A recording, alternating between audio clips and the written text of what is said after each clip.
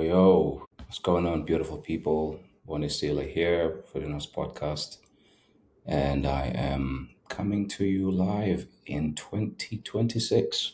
Crazy how time is going by as you get older. It goes by real fast. But the point I'm trying to make here, I guess, is Happy New Year, everybody. And yeah, I hope this one is good for you and your loved ones.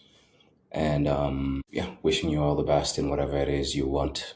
You know, maybe you get a bit better than you deserve sometimes. I hope that Arsenal get to do it this year and win a big trophy. But today I'm going to talk about Premier League and um, and basically the fact that now we're at the halfway point.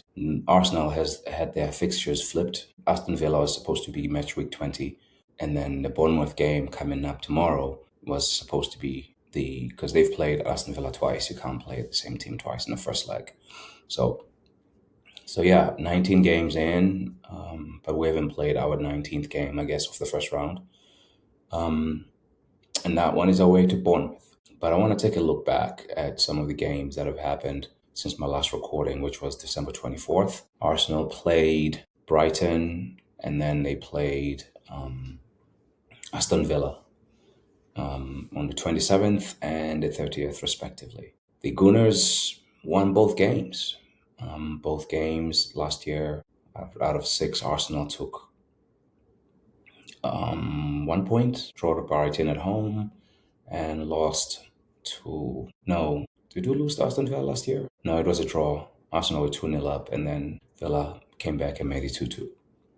So they took 2 of 6 last year in these two games, and this year, maximum points. And Manchester City, they played Nottingham Forest, tight win, similar to Arsenal's win against Brighton, but Arsenal's win against Brighton actually was a little easier if the emotional involvement was not there for me. Arsenal just made it hard on themselves by conceding that kind of freakish lucky bounce type of goal. And yes, they may have to count their lucky stars, I guess. That, like Brighton, that is, may have to count their lucky stars that they were able to score from like such low XG. I think they created on the day 0.8 XG, and Arsenal had 3 times the amount. I think they had 3 point something XG. So this was still at a time, I think a few days before or a day before the game against Brighton. They played Brighton 27th. I recorded on the 24th. I'd been talking about Arsenal's struggles offensively and how they need to do better in the opposition's defensive box. And it showed in that game, but the underlying numbers had been looking decent. And Arsenal were due to, I guess, to kind of explode on somebody. I did not expect that to be against Aston Villa.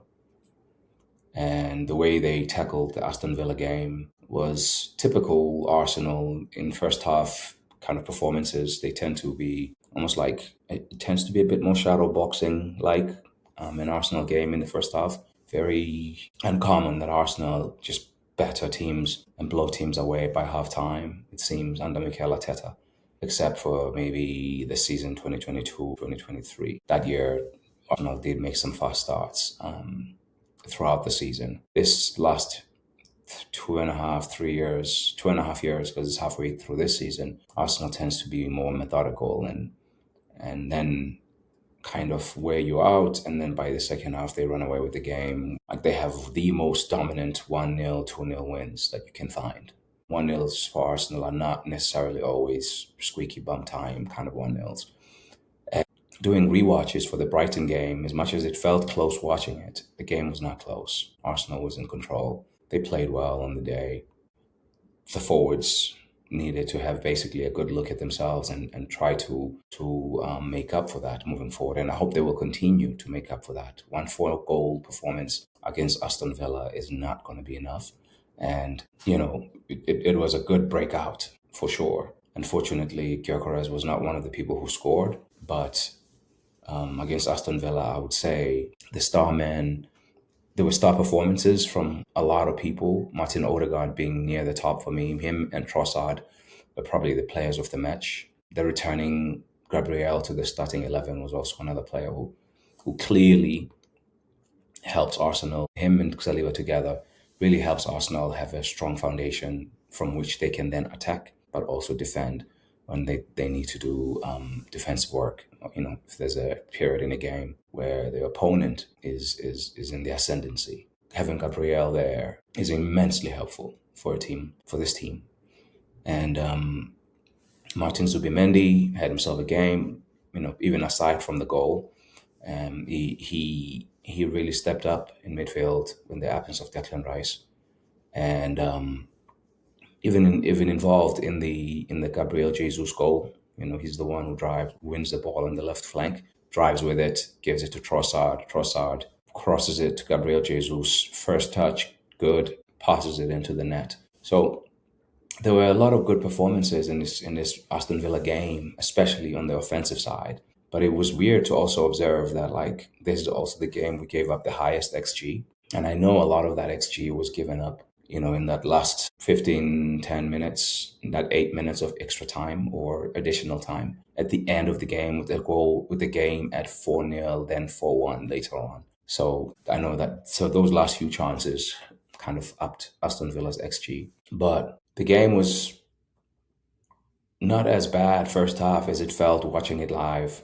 And I also listened to a lot of people who I think after rewatching it will feel different about that first half performance. I think when you don't know how the game is going to end, it always feels a little bit more intense. But Arsenal played really good football in that first half without scoring. Gyökeres had a couple of decent opportunities to put one at least on target, if not in the net, with one of those headers. The second one is a bit hard, and it gets a bit too much meat on it, but makes a really good run. This is the first one from a Ngapi across. He's like literally standing still. I don't understand how he misdirects that header, but he does. And there's a lot of talk around him at the moment and him keeping his position in the starting 11. It's going to be interesting to see how Arteta navigates the centre forward position. I think that's one of the questions coming out of this game. Gabriel Jesus has come in from the bench several times now, maybe 3 or 4 times, and he started the Carabao Cup game against Palace. And Kai Havertz was on the bench for the first time this game against Villa. So there's a lot of options for Arsenal to explore and to really try to see a way of giving, players rhythm and not wearing them out at the same time, right? Like, I think there may be an idea here whereby, if you want to start with, for example, Saka, Trossard, and Gyökeres for the next, let's say couple of weeks, and maybe they all start and then you do a triple sub on the 65th minute or on the 60th minute or 70th minute. You do a triple sub where you then change both wingers and the centre forward. In fact, if Havertz gets fit and Gyökeres still doesn't seem to be scoring goals, it might be interesting to see Arsenal start with Kai Havertz or Jesus with the most informed winger on the left, whether that's Trossard or whoever, and then Saka, because Saka always starts. And then you unleash a fresh Gyökeres on the 60th for the last 30 minutes of the game with new wingers. And that's your kind of like your death lineup, up front. I think that could help unlock Gyökeres because his game, at least as I see it, his game appears to be based on brute force power. It's based on his strength a lot. He's a very powerful player. But when he's playing week in, week out, and he's playing 70 minutes, 90 minutes, 70-something minutes, it seems to me that he doesn't have that advantage over the Premier League defenders that he had, over defenders in Portugal. So coming in when they are tired and having him run fresh at them after they had been playing, the defenders that is, for about 60 plus minutes, 70 minutes, that might give him at least a way of building his confidence up. Now, I know Arteta doesn't do triple substitutions. That's more of an Emery thing, but it would be interesting to see that. Because that's now kind of like the position that I think in the Arsenal team needs fixing. And if Rice obviously is out for a long time, we may need to find a way to fix the midfield too, because as much as Zubimendi, Merino, Odegaard is a decent enough midfield to get you through most Premier League games, I don't think you want to go against Liverpool with that midfield. It could work, but like teams that have runners that like to run through the middle are going to give you problems if you're running with that midfield. And you may need to compensate for them in other ways, which is possible. Teta is a very smart coach; he'll figure it out. But yeah, like getting Gabriel back and losing Declan Rice is a bit of a bummer. But I think the Rice, something on Rice was in the post to a degree, because he's always out there playing, and he plays every minute of every game. Seldom does he get substituted. Seldom does he get a rest. And yes, he did get a rest before this injury, because there was a week of no games before, I think, Everton, and then there was, very little play time for him in the Carabao Cup. He played like maybe 5 minutes, if that. And then the next game he has to play, he plays it right back. So he had actually been rested coming up to this injury, which is kind of weird, because this is what happened with Gyökeres too. When he got injured, he had been playing every 3 days, and then all of a sudden there was an opportunity for him to have a break the week leading up to the Burnley game, and then boom, in the Burnley game, couldn't finish the game, came off at halftime. So there's a lot to like about Arsenal's performances in recent times, except finishing. And then against Villa, the finishing came. So I think the ability to put your chances away is going to be important for this team, because I don't think they have a guy, like a Haaland or even Van Persie type striker, a 20-goal Premier League 20-goal season type striker without too many penalties. I think Gyökeres could give you 20 goals in a season. I don't know if it's going to be this season. I kind of doubt it, that it's going to be this season. I thought if he gave you anything between 10 and 15 or 10 and 20, if you want to be on the kind of ambitious side, I thought he was going to get closer to 15 goals, which he might still do. And then you get a bit from Havertz, a bit from Jesus, a bit from Saka, Martinelli, Trossard, who, by the way, deserves massive praise. He is the one guy that a lot of people, when we're talking about what needs to happen in the summer, he was definitely one of the top two names for get money for him, get somebody better, whether it's Nico Williams or another sexy winger, Rodrigo, or anyone else. This guy right now is playing like a man on a mission. He is. And he deservedly, this is like one of those very, very, very good examples of a meritocracy in sports, because Leo is and has not historically been at Arsenal one of the fan favorites to have a starting spot in the team. People kept saying, the most of the Arsenal content creators I listened to said things like, he is good from the bench, and then you give him a start, he lets you down, or, then he's in that cycle, back again on the bench, and then he comes on the bench and scores or impacts a game, and then you give him a start because he's earned it, and then he lets you down. I think that might be an oversimplification of this player. I think when playing with other people who can think the game like he thinks it, because he's a very high IQ player, he is capable. He can do so many different things from the same position. He drifts into the middle, goes all the way to the right, drifts into the center forward space. He can take on, he's not the most blessed with blistering pace like a Martinelli, but he can do a defender, in a one-on-one, because he's got 2 feet. He can go outside, he can go inside, he can go strong foot, weak foot, which is not so weak for him. He plays like he's got a chip on his shoulder, and I think he does. Maybe it's that little man syndrome thing, we're like, he's a bit of a short king, Leo, and he's one of the elder players in the team. He's 31, I think, now.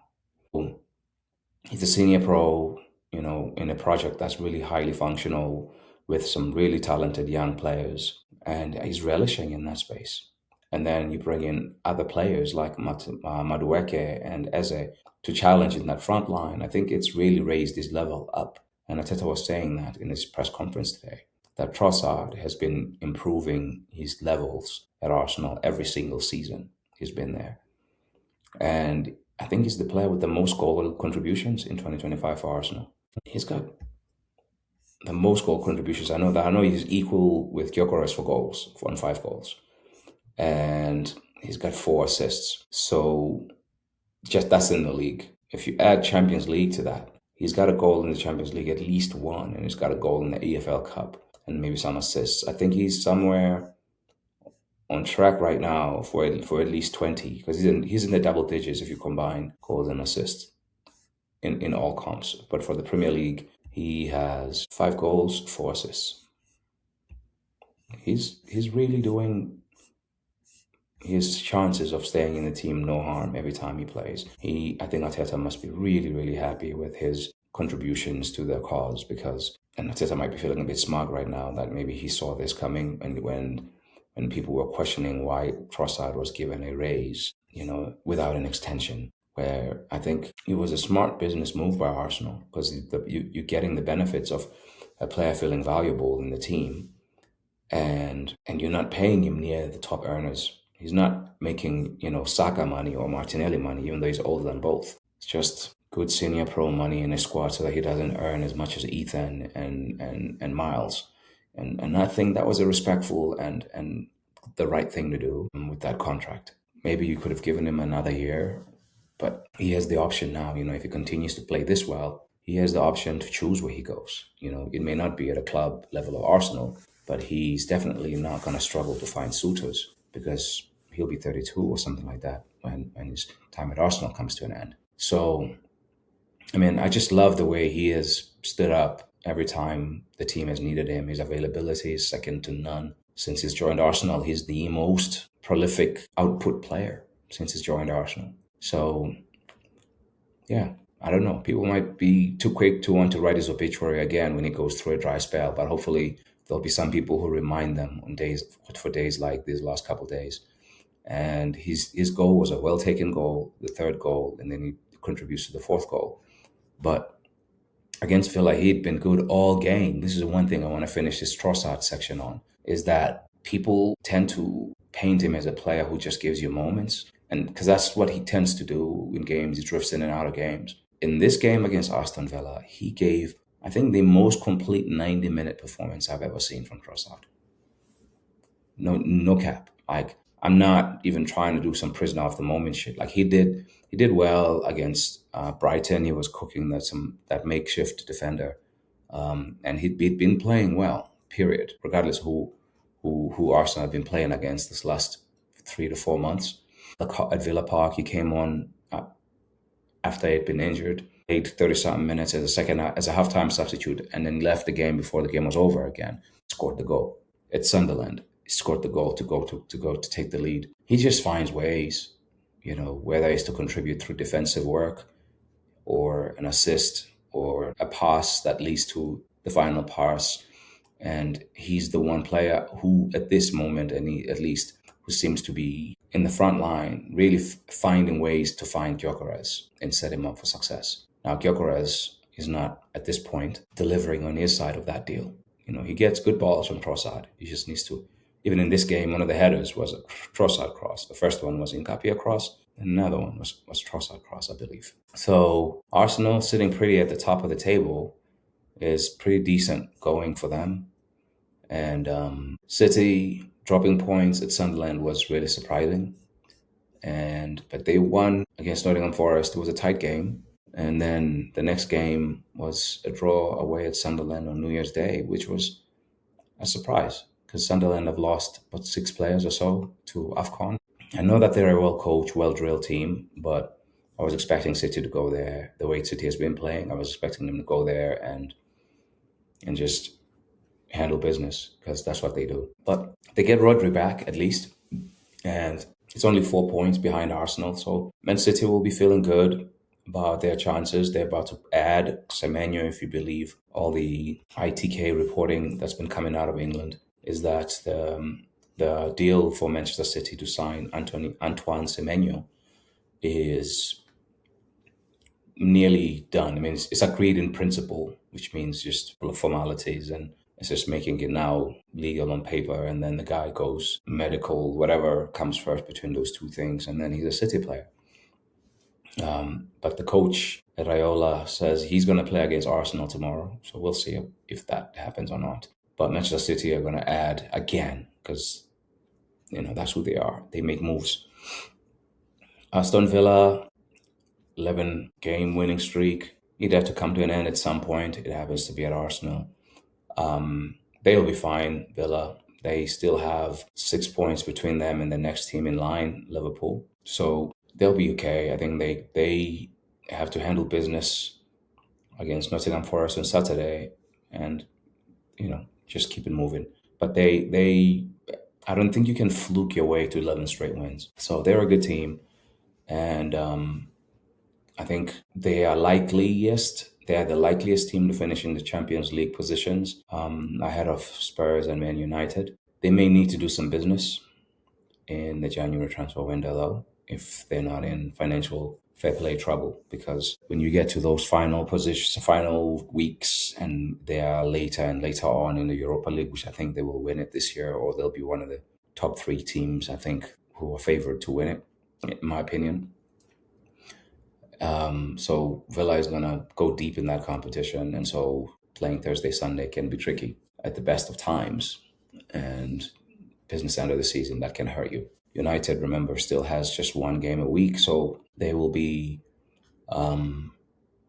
getting better as well. I think they will do some business this winter and they'll get better. Right now, they're sitting number 6 on 30 points. Yet that's the same as Chelsea. Chelsea is number 5. And Liverpool sits the 4th on 33 points. Surprisingly drew a game at home against Leeds. Leeds have been doing quite well, actually. We'll talk about them in a bit. But Chelsea, a draw and a loss in the last 2 games. Lost to Aston Villa from actually a leading position. Right? I think they scored first in that game, Chelsea. Anyway, they lost to Villa at home. And they drew to Bournemouth. So, and then their coach has been dismissed. So I don't know what's going on with Chelsea. I don't even want to talk about it because it just keeps changing all the time. United drew against Wolves after winning impressively against Newcastle United. I don't know, man. I don't know with Amorim why he decided to move those pieces. Why did he not just play the same players that he played against Newcastle, unless there was an injury, right? Like, just don't move Dogu from that right wing position. I think he might have lost somebody maybe from that game, because I know Xerxes started this game. And if you need to start Xerxes, start him behind the striker and then play Cunha on the left. But he flipped it all around. He just kept moving people in different places. It was a bit too much. And I don't think that helped. But they'll be fine, United. They're going to get Ahmad and Belmore and Mazraoui, and then they'll get back De Ligt from injury and all of that, and Maguire, and they'll be okay. I think that United will be in that top 4 race for sure. They might finish 4th or 5th or 6th worst case.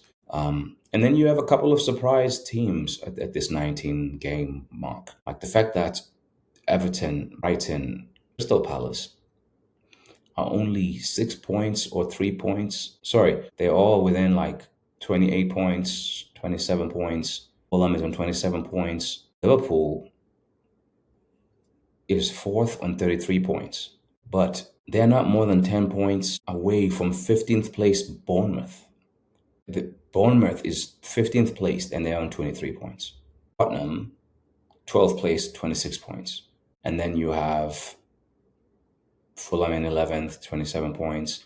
Crystal Palace on 10th, 27 points. Brentford on 9th, 27 points. So, like, the congestion of this middle pack in the Premier League is really going to make it very tricky to be able to predict games, because like the strength of all teams seems to have found ways to equalize through finances and also good front office recruitment. I think there's a lot of really smart people in the world of football who are in positions at these Premier League clubs now who help with recruitment and planning for it, scouting players before and all of that kind of stuff. Like, all of these Premier League teams now are investing in off-field talent in massive ways. You can see this on the dugouts too. So that separation between those who used to be the haves and those who are used to be the have-nots, it's shrunk big time shrunk. And we see this even in like teams like Leeds and Sunderland, right? Like Sunderland is sitting seventh, newly promoted Sunderland. They're gonna like I don't even think they're worried about relegation at this point. I don't think they came up with a plan to kind of prove what I'm saying, with plan to sustain themselves as a establish themselves and sustain themselves as a Premier League team. Sunderland is going to be in the Premier League for the next season for sure already. You can bank that.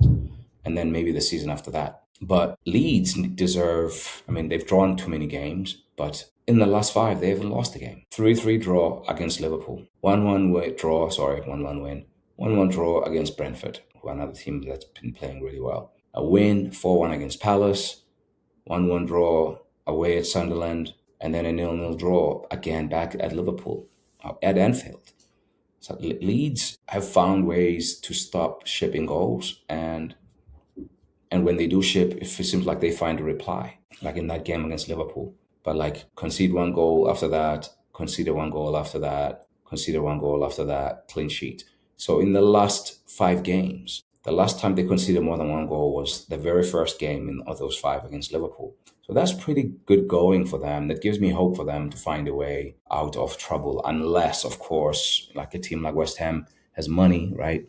They're making business already. I've seen that there's some Brazilian people through George Mendes, who also represents Nuno, that are going to go to West Ham. So like that can be the only thing Leeds may have to worry about, is that they may have to go again in the window. They did well in the summer window, but they may have to go again in the window to try and secure their space in the Premier League. But right now, like from the beginning to week 19, I mean, I think they can be proud of what they've done. And good for them also for sticking with their manager, because Daniel Farka was under some immense pressure about maybe 6 or 7 game days away. Like, it's good for clubs sometimes to just ride the difficult period with your coach, because you just can't do that. Like just keep firing play a coach. Every club is not Chelsea. And then Nottingham Forest also, like they started really low, but like now they're hitting some poor run of results. They've lost 4 of their last 5, and now they have Villa. So Villa is going to be looking to bounce back, and Villa is at home, and you know what Villa does at home. So they're going to have to work really hard. I think Nottingham Forest will consider themselves unlucky against Man City, but that was a loss, and that's unfortunate. Like the soft factor stuff doesn't count. The results that count. And they lost to Manchester City. They lost to Everton 2-0. That one is going to hurt them too, because Everton they don't have better players than Nottingham Forest. And they were at home. They lost to Fulham 1-0. The only win they've had in these last 5 games was a 3-0 win against Tottenham, which was deserved. And then, they lost 3-0 to Everton. They lost 2 times to Everton in this last 5 games. One time 3-0 away, and then this last time 2-0 at home. David Moyes must have Sean Dyche's number, because 5 goals without reply in 2 games within a 5 game period. That's a tasty return if you're an Everton fan. But if you're on the Forest side of things, you've invested all that money in that squad. That's not great. Burnley and Wolves, they look to be the most in trouble to go down. Wolves look like a sure thing at this point. And if they don't go down, I don't care who wins the league or who does what. Rob Edwards should be manager of the season, even though he managed nearly half the season in the Championship. If Wolves find a way to not get relegated from this position, yeah, Rob Edwards, coach of the year. Give him all the money next summer to build the team that he wants, because this team has been horrific. Only 3 points so far, but they found a way to draw at Manchester United. But I don't know what the future holds for this team in the Premier League this season, besides a lot of draws and losses. I don't know. There's one team that they're better than on a given day in the Premier League. So I'm going to stop this one here, but week 19 has come and gone. Now we're in the second half of the season, and the teams now are you're starting to see who's who. Unfortunately, the January transfer window is going to open a window of time for people to change their face if they need to change their face. Because now 19 games is a big enough sample to be able to see, in fact, I think there should be a lock even on sacking people until week 19. But I'm sure clubs wouldn't want that, because if you want to act fast, you want to act fast. You're done with your coach, you're done. But yeah, I really, really think the Premier League has done a really good job of sharing money across and creating financial rules that keep teams competitive. I know Manchester City and Liverpool kind of broke our brains over the last 7, 9 years, maybe 10 years, going back to 2015, with the way they ran the league. But the way things are now, it looks like there's a cluster of teams that are very much close together in terms of ability on the field, ability on the sideline, ability to span, and it's making the league a lot more confusing for people who have been watching a long time, because people who are watching the Premier League for over the last 30 plus years, like myself, for example, you're having to really unlearn a lot of stuff, like the whole thing around easy fixtures, right? Like, oh, that's good, that's an easy one. Like, even the easy fixtures don't turn out to be so easy, because every team now has at least people who aren't mugs on the dugout who know how to set up a defensive structure. As long as you have willing players, you can stay in games in the Premier League by just denying the other team that has more talent than you opportunities to penetrate and get to your box easy. Just by doing that, you're in the game. You are in the game. Now, what separates, obviously, is the quality of player, and not every team can afford that, and it takes time to build a squad like that. So it's a beautiful thing to see, because, yeah, it's not nice to watch football where team get games that decided 30 minutes in, or that's not cool. I don't care. I mean, I know on game day I want my team to be out of sight by halftime, and I can relax and have a couple of drinks and have some laughing time with my friends or whatever if I'm watching with friends. But it's the best league in the world for that, for me. Not necessarily for tactical separation from other teams. It just means like anybody can get got on a given day, and that's beautiful. So yeah. Anyway, I'm gonna stop here. That was a long sign off. Thank you for supporting. Thank you for watching the Foot and Nose podcast. Please subscribe, share, like, hype, all the good things that podcasters ask. Cheers.